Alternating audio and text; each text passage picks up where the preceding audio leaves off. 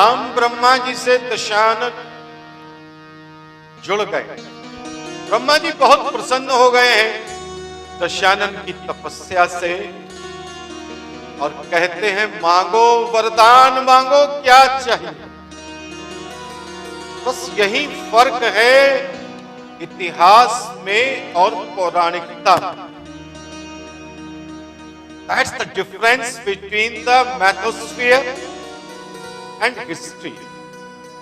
इतिहास में तथ्य है, ऑब्जेक्टिविटी है, प्रमाण है, और जो पौराणिकता चलती है वो श्राप और वरदान पर चलती है, और उसके जो कैरेक्टर होते हैं वो सुपर ह्यूमनिक होते हैं। हमारे आसपास ऐसे कैरेक्टर आज नहीं है, इसलिए हमें लगता है कि ये फिक्शन है, गल्प है, गप है। और इसीलिए अंग्रेजों ने जो हमें इतिहास पढ़ाया और जो इतिहास दिया उसमें ये संदेश दिया कि इन सब बातों पर विश्वास न करो, ये तो पौराणिक चीजें हैं, पुराण में प्रतिबिंब है,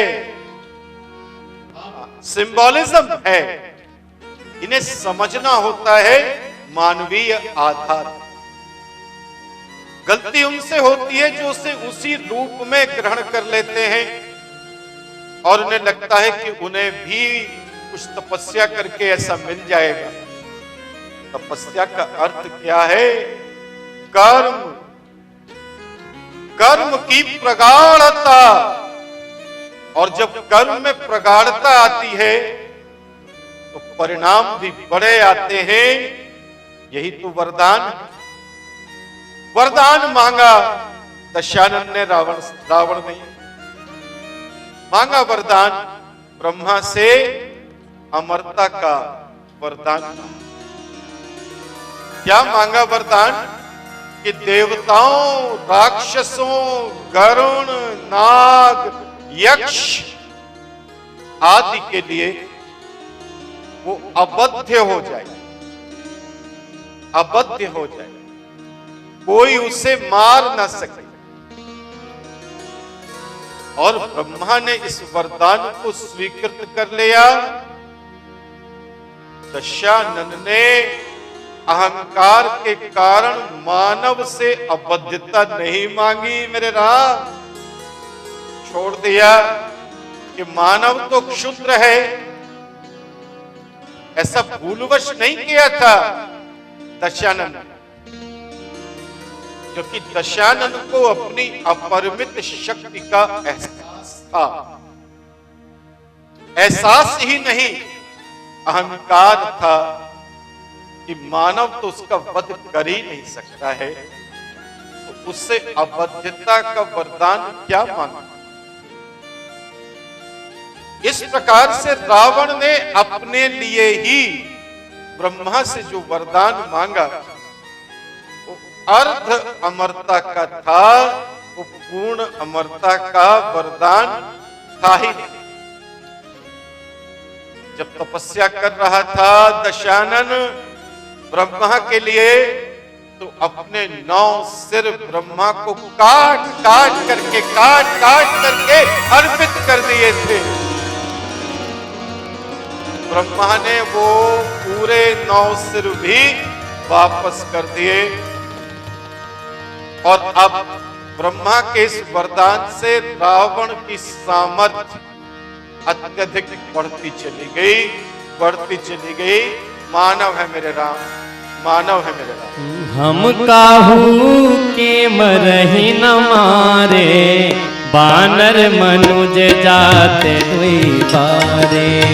हम काहू के मरही न मारे, बानर मनुज जाते दुई बारे। एवं मस्त तुम बड़ तप कीना, मैं ब्रह्मा मिलते ही बर दीना।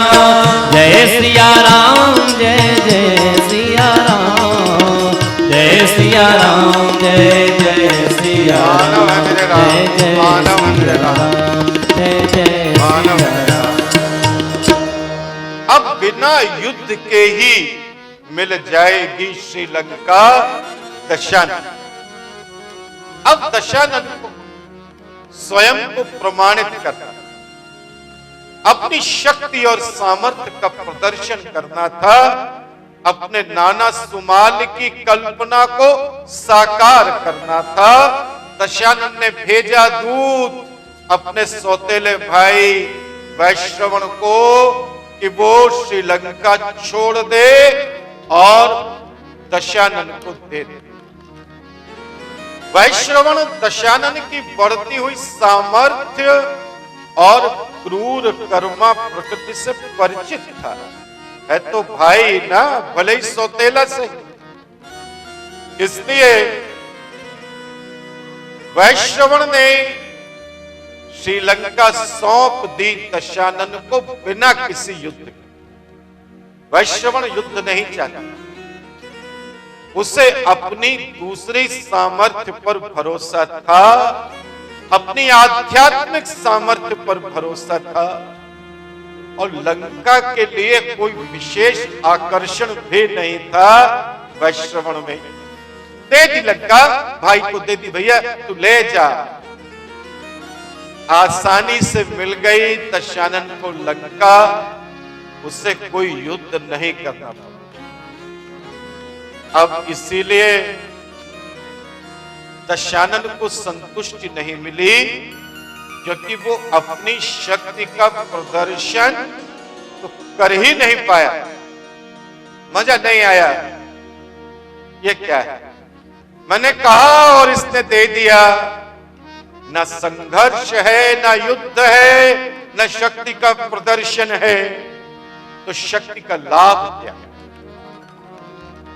और उधर क्या होता है, वैश्रवण चले जाते हैं देव और देवताओं के कोषाध्यक्ष बन जाते हैं और कुबेर कहलाते हैं।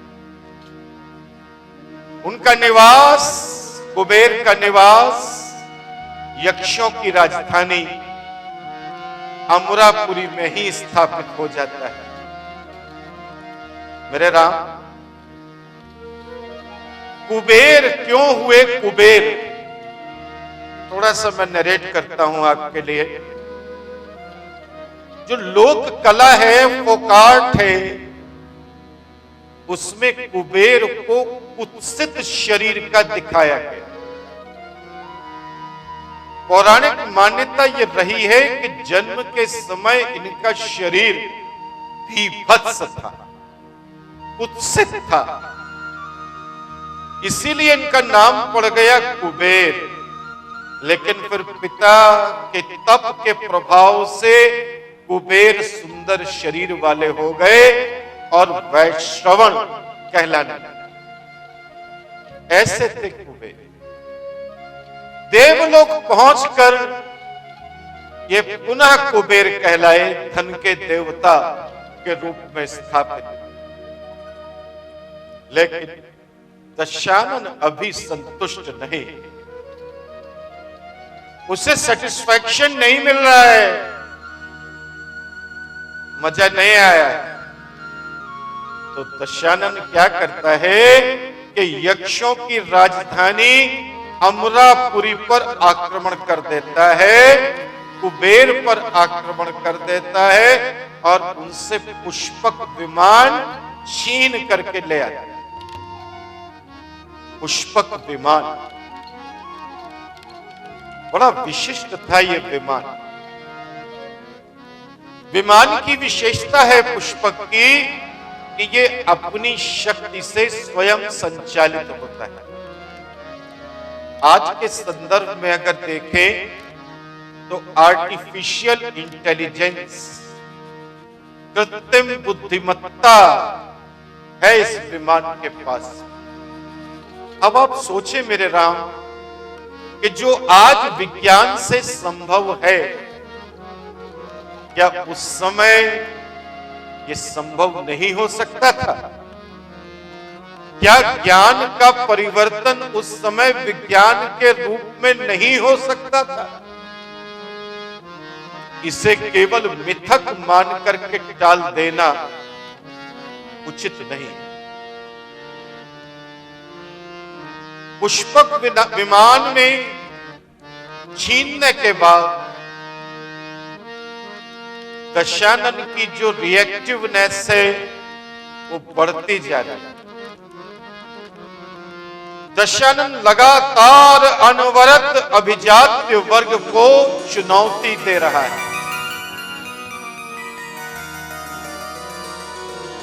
जो पुष्पक विमान मिला है दशानन को,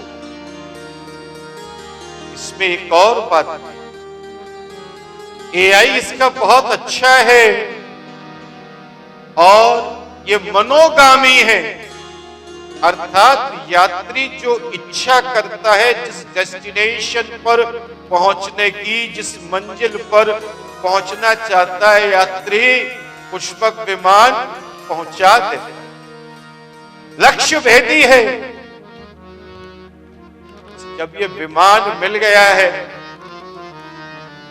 तो दशानन के अंदर का अहंकार अब उसकी पहचान बन गया है। मानव है मेरे राम, मानव है मेरे। मारे कुबेर पर धावा, एक बार कुबेर पर धावा, पुष्पक जान जीत लैया। एक बार कुबेर पर धावा, पुष्पक जान जीत लैया, जीत लैया, जीत लैया। मानव है मेरे राम। दशानन अब अहंकारवादी होता जा रहा है। अहंकारी नहीं है केवल, दशानन अब अहंकारवादी है। दशानन ने अहंकार को एक अवधारणा के रूप में वपित कर दिया है, कल्टीवेट कर दिया है, और लोग भी मानने लगे हैं, लोग भी मानने लगे हैं, जानने लगे हैं, समझने लगे हैं कि अहंकार भी एक शक्ति है। ब्रह्मा के वरदान से स्वयं को अजेय मानने वाले दशानन को अभी और भी शक्ति चाहिए। अहंकार से शक्ति बढ़ा रहा है रावण अपनी, और साथ ही उसे शक्तिशालियों को चुनौती भी देती है। दशानन का जो व्यक्तित्व है, what's the personality of Dashanan, उसमें शक्ति के साथ अहंकार का मिश्रण। ये ऐसे ही हो रहा है जैसे कोका कोला में अगर सोडा ऊपर से डाल दिया जाए तो उसमें फेनिल झाग उठ जाता है। अहंकार व्यक्ति की शक्ति को बढ़ाने में बड़ा कारगर भी होता है मेरे राम। हाँ, शक्ति जो सामर्थ्य में बदलती है, शक्ति अलग है, सामर्थ्य अलग है। शक्ति जब सामर्थ्य में बदलती है तो उसमें अहंकार भी एक स्टिमुलेटिंग फैक्टर होता है, उसका एक उत्तेजक कारण बनता है। अहंकार के कारण व्यक्ति में खतरों से डरने की प्रवृत्ति समाप्त हो जाती है। वो डरता नहीं, अब डरना छोड़ देता।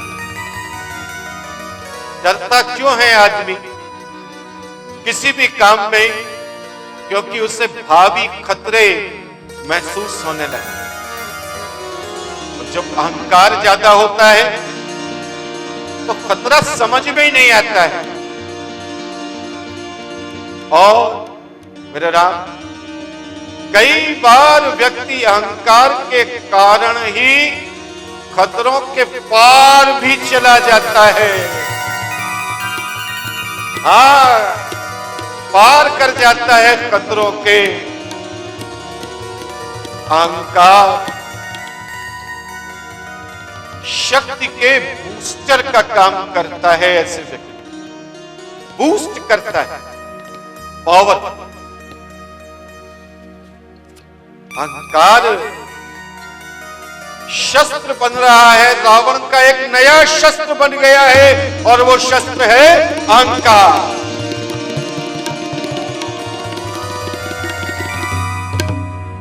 अब रही पतन की बात, मृत्यु की बात, पराजय की बात। तो मेरे नाम सोच के देखना एक बार, ये नया पैराडाइम है। बात अगर करें पतन की, मृत्यु की, पराजय की, तो ये तो सब उनके साथ भी घटता है जिनके अंदर अहंकार नहीं होता है। सोचो मेरे राम, जो अहंकारी नहीं है, शक्तिशाली नहीं है, क्या वे पराजित नहीं होते? क्या दुख उनके जीवन में नहीं आता? क्या वे कभी हारते नहीं हैं? क्या अहंकारी न होने का कोई पुरस्कार उनको कोई ईश्वर देता है? बताओ, जरा सोच के बताओ, ढूंढो। ऐसा सोचता है दशानन, मैं नहीं कह रहा हूं, ऐसा सोचता है कौन? दशानन। और अहंकार को अपना शस्त्र बना लेता। रावण मानता है कि अगर शक्ति और सामर्थ्य होगी तो व्यक्ति में अहंकार तो होगा ही। अहंकार तो अधिकतर देवताओं और ऋषियों में, राजाओं में, सभी में है। इस वर्ग का कौन ऐसा है जिसमें अहंकार नहीं? मेरे राम, दशानन सोचता है कि अहंकार की आलोचना तो वही करते हैं जो शक्ति और सामर्थ्य से हीन होते हैं, जिनके पास होती ही नहीं है शक्ति, वो आलोचना करते हैं कि हम तो सरल सहज हैं। सुना है तुमने राम, लोग बोलते हैं चीप एंड बेस्ट। इस भौतिक जीवन में चीप बेस्ट क्या हो सकता है, यह भी सोच करके देखें।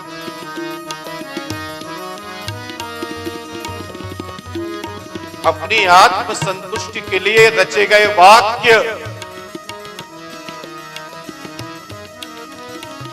ब्रह्म वाक्य नहीं है। ये मानव ने, उस मानव ने अपनी परिस्थिति के अनुसार इन वाक्यों की रचना की। एक बार ऐसे वाक्यों पर सोच करके देखना कि क्या ये सत्य है। निर्णय करना तुम्हारा अधिकार है। मेरी बात अच्छी लगे तो ले लो, ना लगे तो बाहर कर देना, एग्जिट कर देना, डिलीट कर देना। रावण से गलती ये हो रही थी कि उसे शक्ति और अहंकार के साथ एक और तत्व को जोड़ लिया है, एक और फैक्टर को ऐड कर लिया है, और वो है इमोरलिटी, अनैतिकता। ये भी रावण के विचारों का ही परिणाम है कि उसने अनैतिकता को अपना आधार बना लिया, जीवन मूल्य बना लिया है अनैतिकता को, और उसे अनैतिकता में भी नैतिकता दिखती। अनैतिकता, इमोरलिटी खराब क्यों है? इसलिए है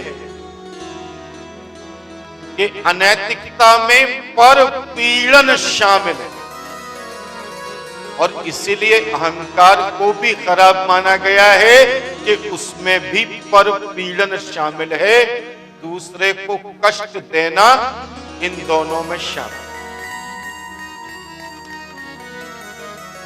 और पर पीड़न ही पाप। पाप क्या है? पाप की कोई स्टैंडर्ड परिभाषा नहीं। बीबी काणे साहब, पांडुरंग वामन काणे, मैं गुरु के रूप में कान पर हाथ रख करके उनका नाम ले रहा हूं। इतना बड़ा कार्य आज तक किसी ने धर्मशास्त्र के लिए नहीं किया। पाप की परिभाषा लिखते हैं वो काणे जी। पाप तो सबके अलग है। पाप का कोई स्टैंडर्डाइजेशन है क्या? एक जैन धर्म का आदमी अगर सूर्यास्त के बाद भोजन करता है तो पाप। मेरे राम, तुम खाना खाते हो 8 बजे, 10 बजे, मैं खाता हूं तो पाप नहीं। तो बताओ पाप की स्टैंडर्ड परिभाषा कैसे हो? सकट के मौके पर प्रतीकात्मक बलि तिल की चढ़ाते हैं हम, और पहले वास्तविक बकरे की चढ़ाते थे। तो क्या पाप? यज्ञों में बैलों की, घोड़ों की बलि दी जाती थी। उस खंबे को, स्तूप, उस खंबे को, उस पिलर को यूप कहा गया है, जिसमें लाकर के पशुओं को वैदिक काल में बांधा जाता था और उनकी बलि चढ़ाई जाती थी। आज अगर ऐसी बलि हम किसी यज्ञ में चढ़ाते हैं तो पाप हो जाएगा, लेकिन उस समय नहीं था। तो पाप तो समय सापेक्ष हो गया, टाइम रेलेवेंट हो गया। तब पाप था, आज नहीं है। राम के 3 मम्मियां हैं। दशरथ को क्या कोई पापी कहता है? मेरे अगर 6 पत्नियां हो तो तुम मेरी बात ना सुनो। शायद ये कैसा आदमी है, इसकी बात तो सुनेंगे नहीं। राम की बात कर रहा है और 6 पत्नियां हैं, तो मैं पापी हो जाऊं। तो पाप की परिभाषा स्टैंडर्ड है ही। पाप की कोई स्टैंडर्ड परिभाषा नहीं। कृष्ण के जो पापा थे वसुदेव, 14 पत्नियां थी। किसी ने पापी कहा? तो बहुत क्या बताऊं तुम्हें मेरे राम। हाँ, एक पाप जब से सृष्टि का जन्म हुआ है और जब तक सृष्टि रहेगी वो पाप है। वो तब भी पाप था, वो आज भी पाप है, वो कल भी पाप रहेगा। जब हम स्वसुख के लिए पर पीड़न करते हैं, दूसरे को पीड़ा पहुंचाते हैं, छीनते हैं किसी से कुछ, तो वो पाप, दैट इज सिन। जब हम स्व हित के लिए नहीं, स्व सुख के लिए छीनते, हित और सुख अलग, तो वो पाप है। तो रावण ये विचार नहीं कर पाया कि उसका अहंकार और उसका अनैतिक आचरण, इमोरल कैरेक्टर पाप की तरफ बढ़ रहा है। यही रावण की भूल थी मेरे राम। अब अगली कथा जो होगी उसमें रावण का रावण नामकरण होगा, दशानन का नाम रावण होगा, और बड़ी इंटरेस्टिंग कथा है। मिलते हैं अगले एपिसोड में। मानव है मेरे राम, मानव है मेरे राम, मानव है।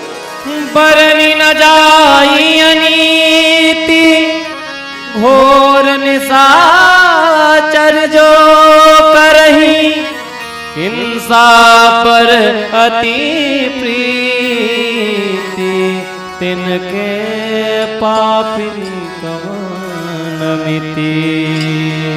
परहित सरिस धर्म नहीं भाई, परहित सरिस धर्म नहीं भाई, पर पीड़ा सम नहीं अधमाई, पर पीड़ा सम नहीं अधमाई।